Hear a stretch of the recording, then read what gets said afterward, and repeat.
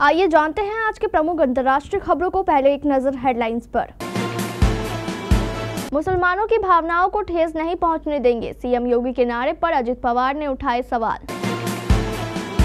UP Bihar में कोहरे की चादर, दिल्ली में कब से पड़ेगी कड़ाके की ठंड। बुलडोजर पर ब्रेक नहीं, अफसरों से वसूली समेत समझे सारे नियम। रूसी Su-57 बनाम चीनी J-35 अमेरिकी F-35 को टक्कर देने के लिए रेस लगा रहे हैं रूस और चीन। तुर्की इजराइल के बीच तनाव चरम पर, एर्दोगन ने किए सभी संबंध खत्म। CIA अधिकारी ने किया ईरान पर इजरायली हमले का plan leak, Asif William Rahman गिरफ्तार। ईरान में एक ही शख्स को 6 महीने में 2 बार फांसी पर लटकाया गया। इस्लामिक देश के इस अजीबोगरीब मामले के बारे में जानिए। शादी के सीजन में सस्ता हुआ सोना चांदी के बढ़े दाम। मुकेश खन्ना ने दी सफाई, बोले खुद को रणवीर से बेहतर साबित करने में नहीं। और तिलक वर्मा ने ध्वस्त किया 14 साल पुराना महारिकॉर्ड, साउथ अफ्रीका के खिलाफ शतक जड़ने वाले सबसे यंग खिलाड़ी। महाराष्ट्र के डिप्टी सीएम और एनसीपी प्रमुख अजित पवार ने एक बार फिर यूपी के सीएम योगी आदित्यनाथ के बटेंगे तो कटेंगे वाले नारे पर प्रतिक्रिया दी। उन्होंने बीड में एक रैली के दौरान कहा कि बटेंगे तो कटेंगे यूपी में चल सकता है, लेकिन महाराष्ट्र में काम नहीं करेगा। उन्होंने कहा कि हम आपके साथ खड़े हैं, आप चिंता क्यों करते हैं, कोई कुछ भी बोलेगा तो हम उसका समर्थन नहीं करेंगे। अजित पवार ने कहा कि हाल ही में किसी ने कहा था कि बटेंगे तो कटेंगे, इस तरह की बातें यहाँ नहीं चलेगी। वो नॉर्थ में होता होगा, लेकिन महाराष्ट्र में ये बातें बिल्कुल नहीं चलेगी। महाराष्ट्र साधु संतों का है, शिव प्रेमियों का है, साहू अंबेडकर का है। उनकी सिखाई बातें हमारे खून में है, इसलिए हम उसी रास्ते पर चलेंगे। अजित पवार ने कहा कि मुसलमानों की भावनाओं को ठेस नहीं पहुंचने देंगे। दिल्ली एनसीआर समेत देश भर के कई राज्यों में मौसम का मिजाज बदल चुका है। उत्तर भारत में ठंड और कोहरे की एंट्री हो गई है। पहाड़ों पर बर्फबारी जारी है, इसका असर मैदानी इलाकों में दिख रहा है। मौसम विभाग के अनुसार उत्तर भारत के कई राज्यों में आज कोहरा और धुंध का असर देखने को मिल सकता है, लेकिन इसके अलावा दक्षिण भारत के कई राज्यों में बारिश हो सकती है। बुधवार को दिल्ली में पहली बार घना कोहरा छाया था। इसके अलावा सीजन का सबसे कम अधिकतम तापमान दर्ज किया गया। मौसम विभाग के अनुसार आज दिल्ली एनसीआर में कोहरे की संभावना है। वहीं सुबह के समय 6 किलोमीटर प्रति घंटे से कम गति की हवाएं चल सकती है। अपना घर हो, अपना आंगन हो, इस ख्वाब में हर कोई जीता है। इंसान के दिल की ये चाहत है कि एक घर का सपना कभी न छूटे। ये लाइनें सुप्रीम कोर्ट ने बुधवार को बुलडोजर जस्टिस के खिलाफ दायर याचिका पर सुनवाई करते हुए कहा। इसके साथ ही अदालत ने प्रशासन द्वारा आरोपियों या दोषियों के घरों को जमींदोज करने पर सख्त टिप्पणी की। सुप्रीम कोर्ट ने दो टूक कहा है कि इस मामले में मनमाना रवैया बर्दाश्त नहीं किया जाएगा। अधिकारी मनमाने तरीके से काम नहीं कर सकते। अगर इस तरह से बुलडोजर चलाया तो भरपाई अफसर ही करेगा। बगैर सुनवाई आरोपी को दोषी नहीं करार किया जा सकता। सुप्रीम कोर्ट ने कहा कि अधिकारियों को ये भी बताया जाना चाहिए कि अगर बुलडोजर एक्शन में कोर्ट के आदेशों का उल्लंघन पाया जाएगा तो संबंधित अधिकारियों को नुकसान के भुगतान के अलावा ध्वस्त की गई संपत्ति की प्रतिपूर्ति के लिए अपने व्यक्तिगत खर्च पर जिम्मेदार ठहराया जाएगा।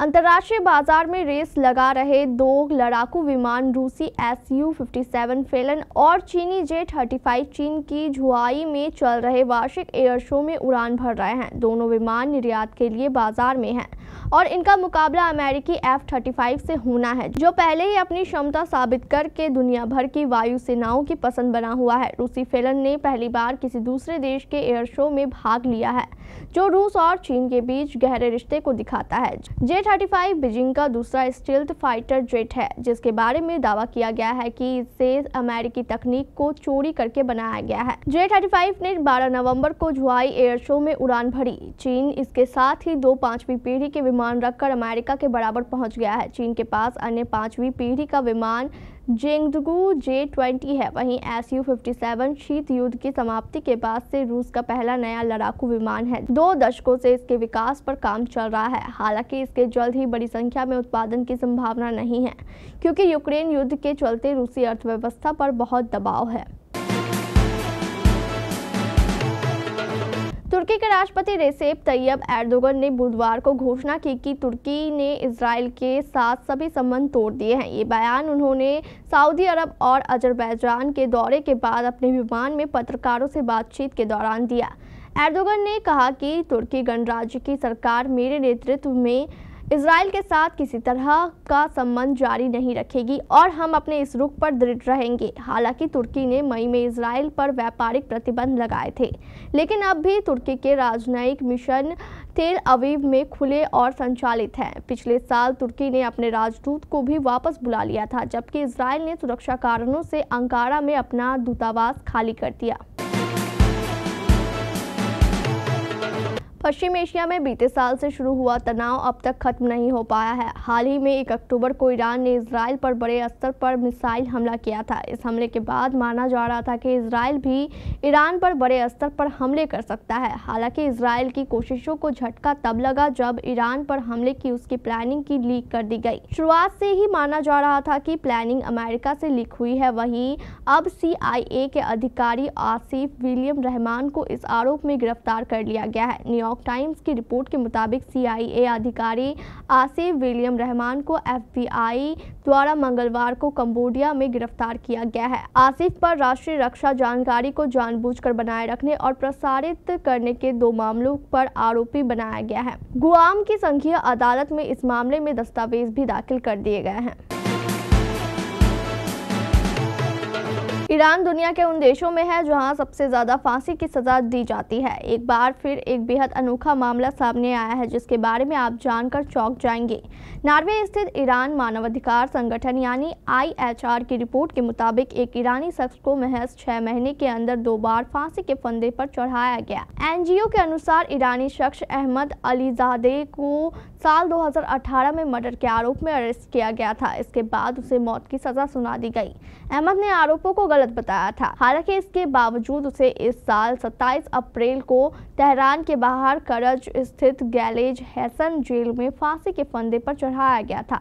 गैलेज हैसल जेल में फांसी के फंदे पर चढ़ने के महज 28 सेकंड बाद नीचे उतार दिया गया।